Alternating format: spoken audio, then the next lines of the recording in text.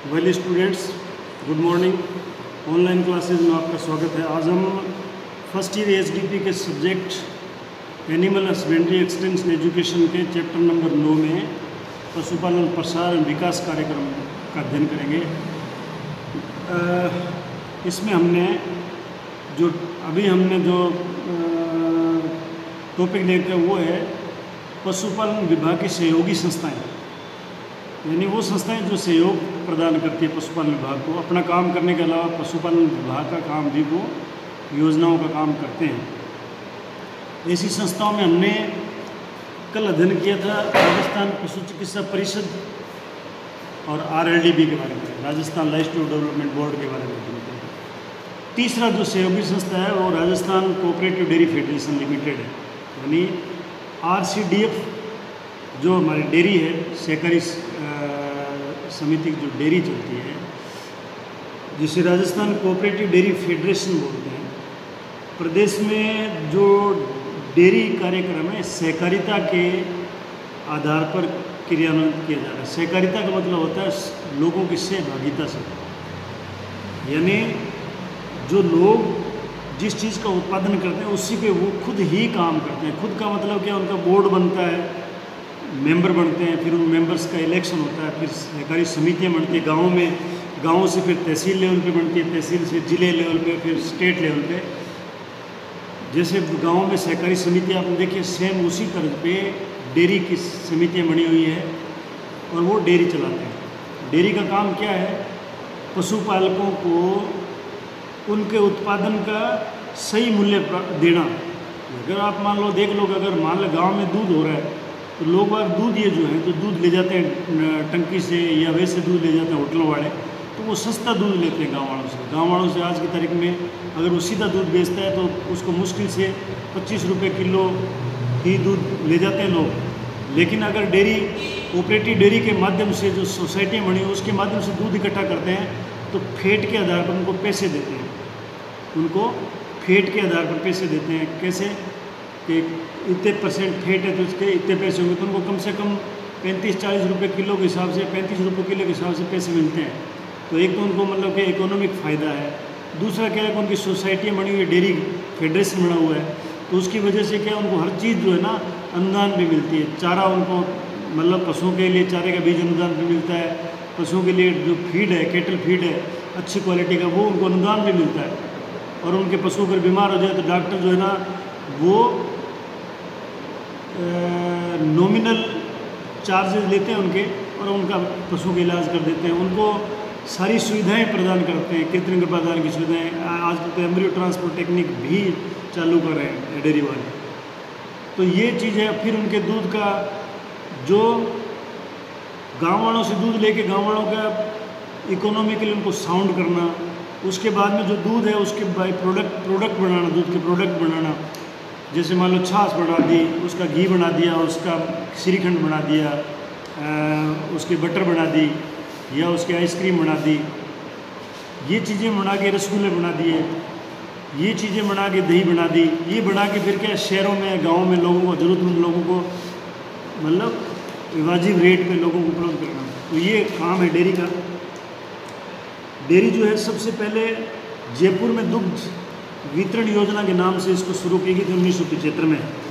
इसको 75 में 1970 के दशक के प्रारंभ में राज्य सरकार जो है ना शहरी क्षेत्र में, सहकारी क्षेत्र में दुग्ध सहकार के प्रस्तावित मॉडल को स्वीकृति प्रदान की। और सन 1972-73 में जो राज्य में डेयरी विकास विभाग के तहत जिला उत्पादक सहकारी संघों की स्थापना की गई।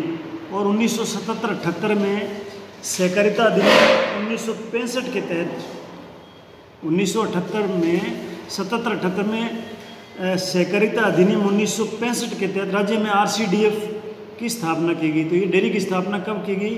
1977-78 में की गई सहकारिता विभाग के नियम 1965 के अनुसार। ये भी एग्जाम में आपको पूछा जा सकता है।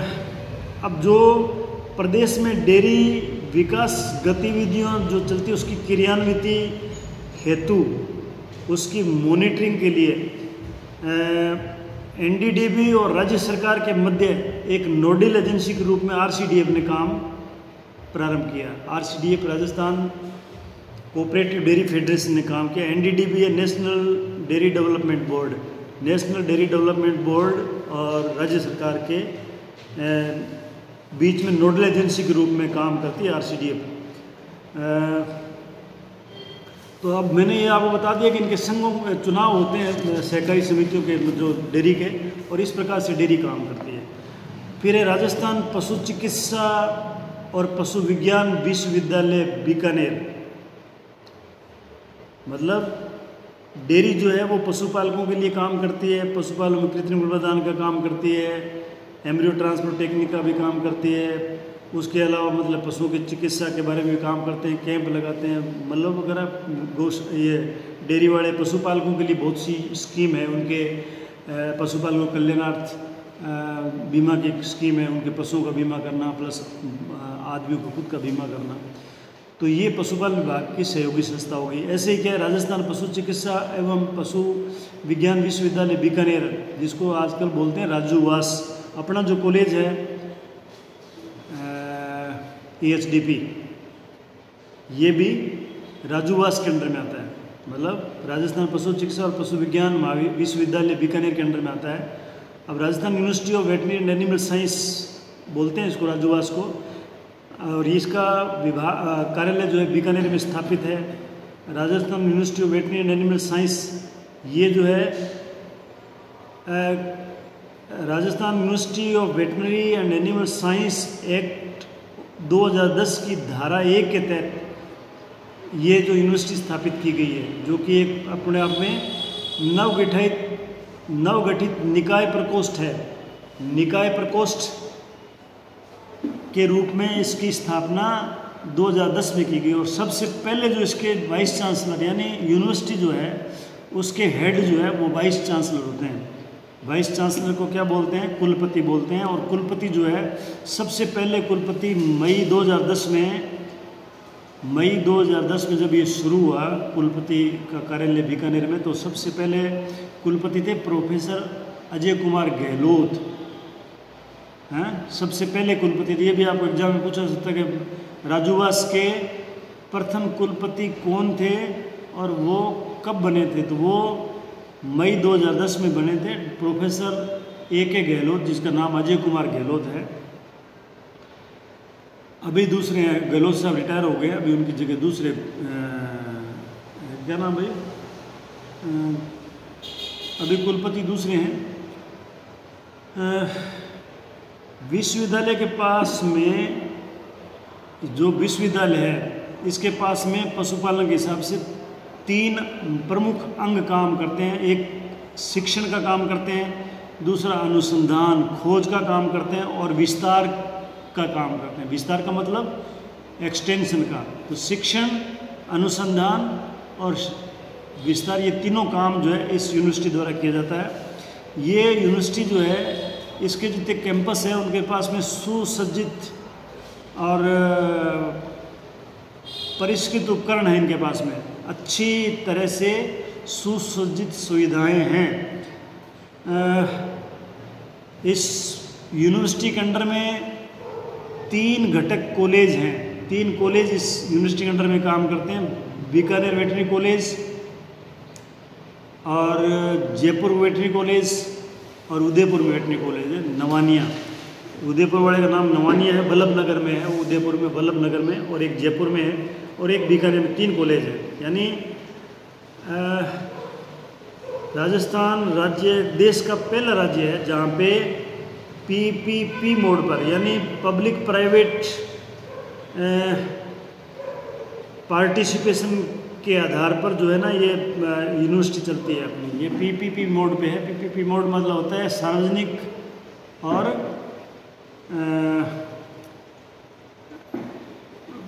निजी भागीदारी। सार्वजनिक निजी भागीदारी मतलब सहभागिता जो है प्राइवेट और सार्वजनिक दोनों की भागीदारी है। और इस यूनिवर्सिटी से जो 3 कॉलेज है, वहाँ तीनों कॉलेज से लगभग 300 BVSc एंड AH डिग्रीधारी पशु चिकित्सक जो है वो हर साल तैयार किए जाते हैं। यानी एक कॉलेज में 100 सीटें हैं, एक क्लास में 100 सीटें हैं डॉक्टर्स की, BVC एच करने वाले जो ग्रेजुएट होते हैं उनकी। तो 300 पशु चिकित्सकों जो तैयार किया जाता है हर साल, जो क्या है कि पशु स्वास्थ्य सेवा में अपना अमूल्य योगदान देते हैं प्रदेश की पशुओं के लिए। और पशुधन जो है आपको पता है ग्रामीण अर्थव्यवस्था की रीढ़ की हड्डी है। 8 पशुधन अनुसंधान केंद्र है इस यूनिवर्सिटी के अंदर में। 3 कॉलेज हैं जहाँ पे पशु चिकित्सा के बारे में शिक्षा दी जाती है और डॉक्टर्स तैयार किए जाते हैं। 8 पशुधन अनुसंधान केंद्र हैं। उनके नाम अगर आपको पूछा जाए तो वो बता सकते हो। आपके बीकानेर में बीछवाल है, कोडमदेसर है, और जैसलमेर में चांदन है, नौर में हनुमानगढ़ जिले में नौर है, और वल्लभनगर उदयपुर में नवानिया है, चित्तौड़गढ़ में बोजुंदा फार्म है, बोजुंदा, और झालावाड़ में डग फार्म है। तो इस तरह से ये 8 जो है पशुधन अनुसंधान स्टेशन है यूनिवर्सिटी के अंदर में जहाँ अनुसंधान की जाती है। और विश्वविद्यालय में 80 डिप्लोमा के कॉलेज हैं जो LS की ट्रेनिंग आप लोगों को देते हैं। 10+2 के बाद में 10वीं के बाद में 2 साल का जो 10+2 जो कृषि विभाग में और बायोलॉजी में जो बच्चे पास करते हैं उनको इसमें एडमिशन मिलता है, जो आपने ले रखा है। और ये डिप्लोमा 2 साल का है। ये इस राजूवास के अंदर में 80 कॉलेज चलते हैं, ऐसे प्राइवेट कॉलेज जो 80 कॉलेज चलते हैं, और उनमें लगभग 4500 पैरावेट का मतलब LS की ट्रेनिंग करके बच्चे निकलते हैं। 4500 हर साल निकलते हैं। अब राजूवास की जो विश्वविद्यालय के अधीन राजूवास जो यूनिवर्सिटी है उसके अधीन जो है ये निम्नलिखित काम करने के लिए अधिकृत है। क्या काम करते हैं? नंबर 1, पशु चिकित्सा और पशु विज्ञान के क्षेत्र में अनुसंधान की योजना आरंभ करना, मार्गदर्शन देना और समन्वय और निगरानी करना, ये अनुसंधान के रूप में काम करते हैं। अनुसंधान के जो अनुसंधान चलते हैं यानी जो भी रिसर्च होती है उसका ये योजना बनाते हैं, उसको आरंभ करवाते हैं, प्लस उसकी निगरानी रखते हैं, मार्गदर्शन देते हैं। जो विभिन्न पशु चिकित्सा और पशु विज्ञान अनुसंधान कार्यक्रमों के लिए मतलब पशु चिकित्सा और पशु विज्ञान अनुसंधान कार्यक्रमों के लिए वित्तीय सहायता प्राप्त करना, ये यूनिवर्सिटी प्राप्त करती है। कहाँ से करती है? केंद्र सरकार से, राज्य सरकार से, ICAR से। ICAR की फुल फॉर्म बताई थी Indian council of agriculture research. Indian council of agriculture research उनसे भी वित्तीय सहायता प्राप्त करते हैं ये यूनिवर्सिटी। DST का मतलब होता है department of science and technology, DST। ये फुल फॉर्म भी आपको पूछ जा सकते एग्जाम में, DST की फुल फॉर्म क्या है? DST, ICAR। और राष्ट्रीय अंतर्राष्ट्रीय फंडिंग एजेंसियां जितनी भी है उनसे भी ये पैसे प्राप्त करने का काम जो है ना राजूवास करता है।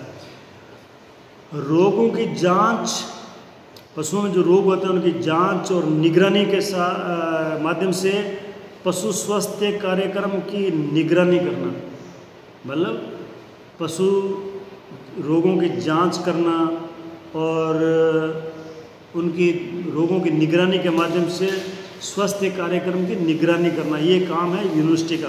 और गुणवत्ता पेशेवर शिक्षा प्रदान करने के लिए, यानी पेशेवर शिक्षा ही तो प्रदान करते हैं। जैसे आपके LS ट्रेनिंग सेंटर है, आप लोग जो इसमें ट्रेनिंग ले लो तो आप इसमें टेक्निकली साउंड हो जाओगे, तो आप अपना धंधा खुद कर सकोगे, या आप सरकारी नौकरी करोगे, प्राइवेट सेक्टर में नौकरी करोगे, तो आपको पेशेवर के रूप में तैयार करने का काम यूनिवर्सिटी करती है। ऐसे ही डॉक्टर तैयार करते हैं। राजस्थान राज्य में पशु उत्पादन को बढ़ावा देने के लिए, पशु और पशुधन से जो चीज़ें मिलती हैं उनको उत्पादन को बढ़ावा देने के लिए उपयुक्त तकनीकों को विकास करना, नई नई तकनीकें विकसित करने का काम राजूवास करता है।